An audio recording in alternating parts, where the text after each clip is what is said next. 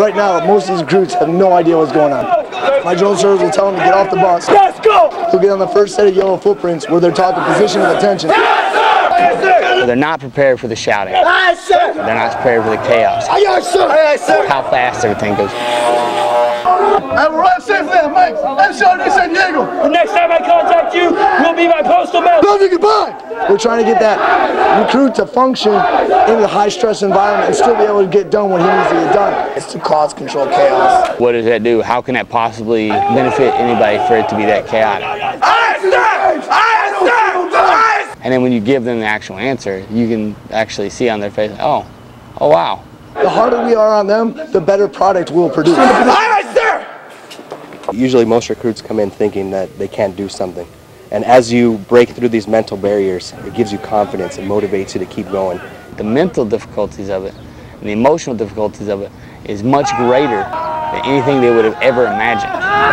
As the weeks progressed, it all started clicking, and it just started to go through my head that it was all for a purpose. To push you to your limits and show you that you have new limits beyond that. 1, 2, 3, 1. You actually see it, it's a transformation. And it just makes you a better person. They walk away from this sure of themselves, confident of themselves, leaders who are ready to take on responsibility of this nation.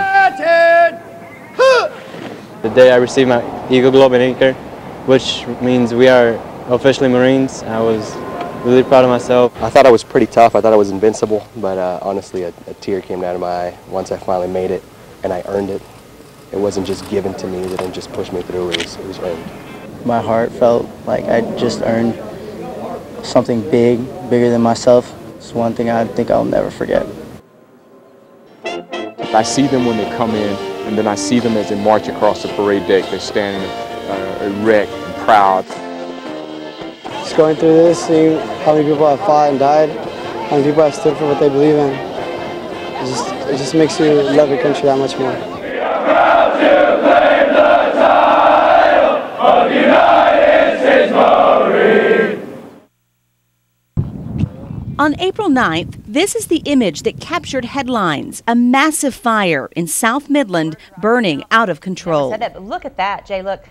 It is growing before our eyes. 1 month later, this is the reality. Dozens of families left with nothing. So what was this?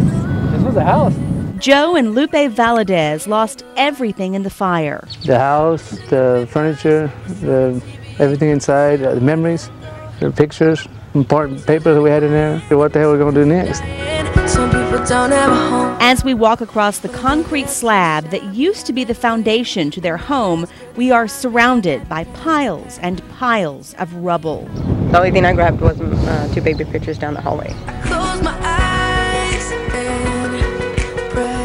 That day, the family tried to water down their property, but the wind. It's like at 45 miles an hour.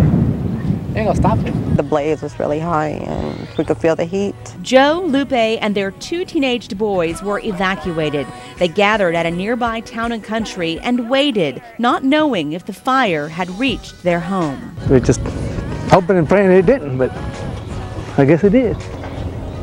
I don't know. I mean, we had it one day and the next day it was all gone.